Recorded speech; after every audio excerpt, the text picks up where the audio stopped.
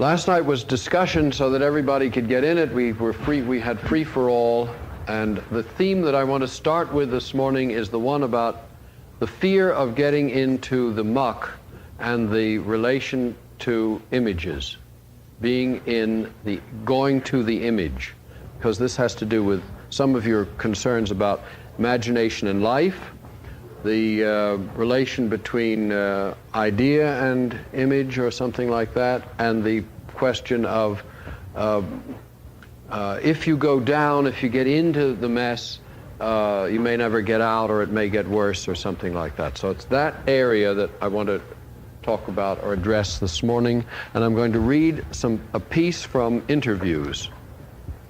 And some of you are very familiar with it, but that's just how it is.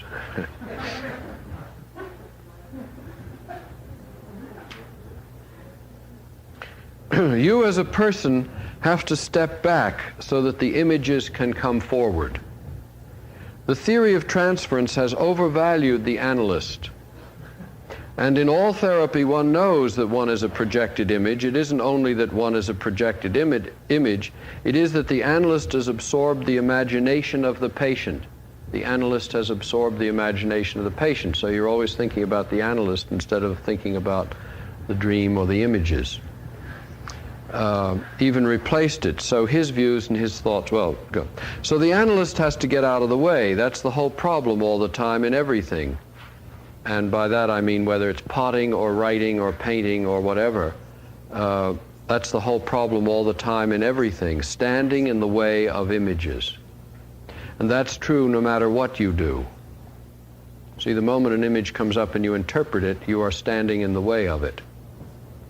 Even in this interview, we have to get out of the way of it so it can happen by itself with just a little help here and there from us. It's just like analysis. Let it come up without so much personalizing of the analyst or of the patient. They are the means by which analysis goes on, and that's what people are in the room for. See, that's a crucial thing. The two people, your question, the two people are in the room for the analysis. They're not in the room for the patient. They're in the room for the analysis, so that the analysis can go on, not for themselves. Just like our conversation now, it's for the sake of the interview, not for us. Now, can you imagine being in a conversation, sitting at a table in a Greek cafe, and you're there for the conversation? That's where you go to have a good talk in the evening. Or in Calcutta, I read a book once about a guy who was a babu, had a job in some office, bureaucratic office, and in the heat he would cycle clear across town just to sit with 4 other guys in a dark room and talk in the evenings. That was his life, to be there for the sake of the conversation, and that the conversation does something then back for you. And it's the personalistic idea that I'm in analysis for myself that fucks it up. It's that you're in analysis for the sake of the analysis, and that then has a side effect back on you, perhaps. Can you make an analogy with music? With your same idea? You are the music, as Eliot says. The note of the violin, you are the music as long as the music is on. Well, you're making the analogy. You make it, don't you? You've already made it. Go ahead. Right.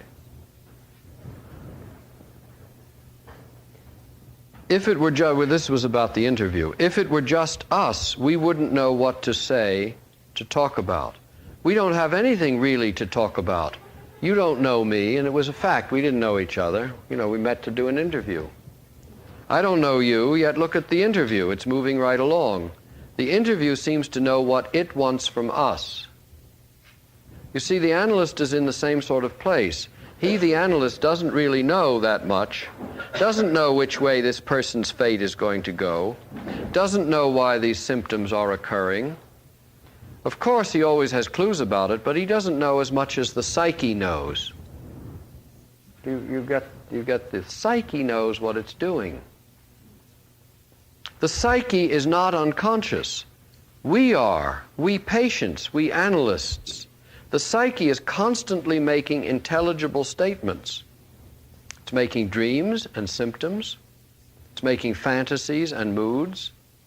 It's extraordinarily intentional, purposive. But the system of therapy has projected the unconscious into the patient's psyche, calling what the psyche is doing the unconscious. Whereas what's unconscious is that you can't understand what the psyche is doing. You're unconscious. Then, because of opposites, this means that the analyst must be conscious. Both patient and analyst tend to believe this system. I'm confused. Who's the you as opposed to the psyche? The you who just asked the question, the normal person, the habitual, what we would call the conscious ego, although nobody's ever seen one, but we use that term about the habitual person.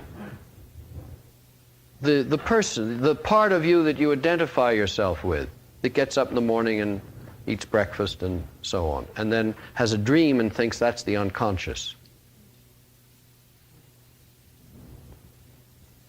For instance, wait a minute, no, I missed it. For instance, consciousness floats around. Sometimes the patient has an insight, and another moment the analyst is conscious by simply being reticent. And another moment, the consciousness is really in the image. For instance, a black snake comes in a dream, a great big black snake.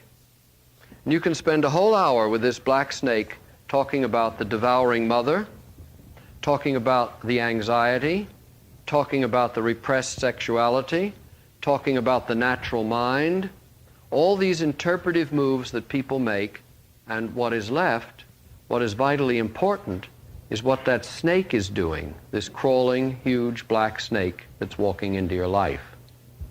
Now that's an absolutely basic, important distinction between interpretation and imagination.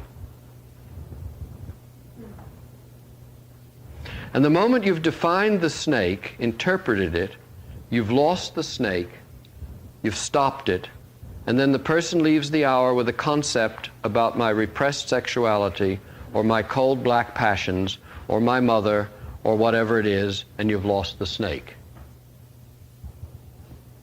The tasks of analysis is to keep the snake there, the black snake, and there are various ways for keeping the black snake. You see, the black snake is no longer necessary the moment it's been interpreted. And you don't need your dreams anymore because they've been interpreted. So you can also imagine that interpretation, reductive, clarifying interpretations are a way of getting rid of imagination. And that's one of my complaints about therapy. I'm not saying that's what it does and has to do and only does, but that's one of the possible complaints about therapy, that it can get rid of imagination rather than promote imagination. But I think you need them, the dreams, all the time. You need that very image you had during the night. You need that very image you had during the night. And you see, it's a disturbing image because in some cultures, Eskimo culture, you have several souls. And the soul that dreams is going off somewhere and doing things, and then it doesn't fit easily with the day world soul. So when it comes back, the day world soul doesn't want to know all this stuff. It disturbs whatever else you're going to do. And so the feeling that you need your dream isn't something that we live with usually. We try to fit the dream into the day world, although it comes from another place.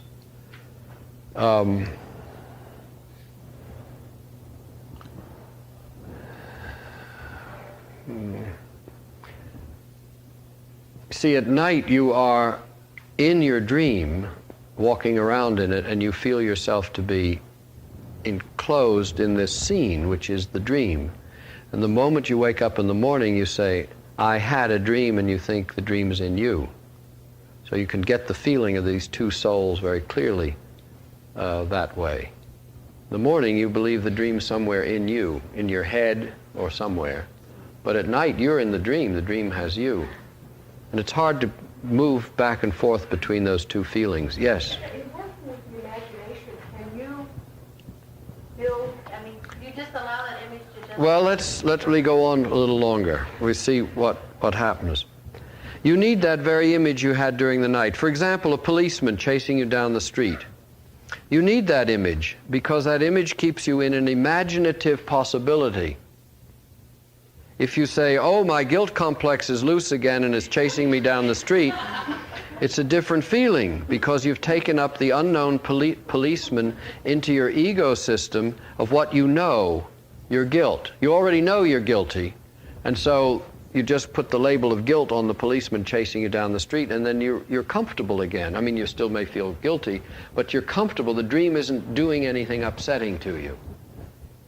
It's a different feeling because you've absorbed the unknown into the known, or made the unconscious conscious. And nothing, absolutely nothing has happened. Nothing.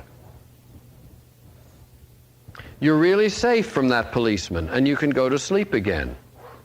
So, rather than, as Freud says, the dream protects sleep, I think interpretation protects sleep. Your interpretation protects your sleep.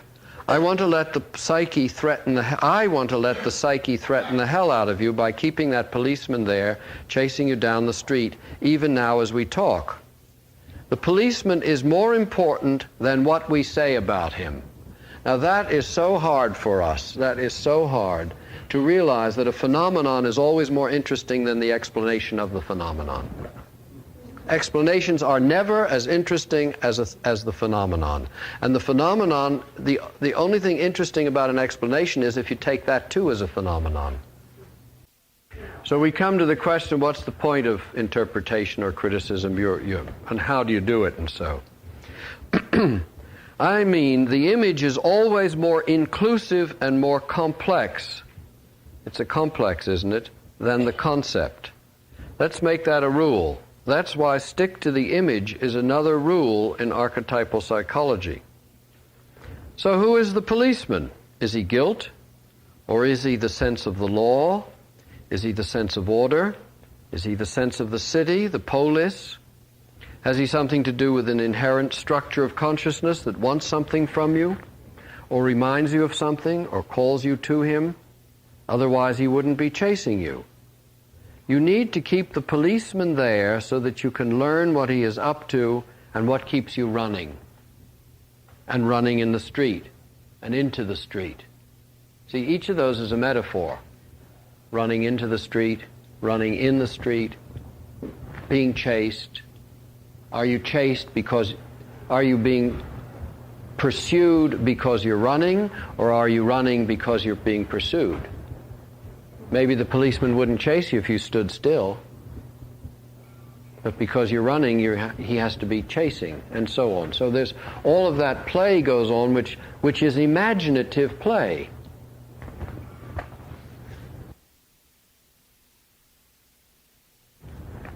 The images are where the psyche is. People say, I don't know what the soul is, or I've lost my soul, or whatever. To me, the place to look when you feel that way is immediately to the images that show where you are with your soul and your dreams.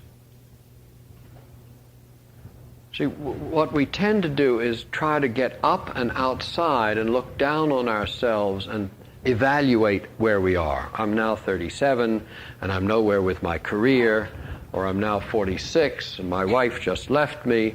Now, so where am I? What am I going to do next? And sort of lay it all out from some point in outer space, and then I'm lost. I don't know who I am. I have no identity. All of that stuff. Whereas if you just see where you actually are, not only where you actually are in the house or the neighborhood or the physical place you are, but where you are. What did you dream last night? That's where your soul is. And what is your mood? That's where your soul. My mood is actually, I'm questioning myself. I'm trying to find out who I am. That's telling you where you are. That's exactly where you are. You're about 400 feet up, watching.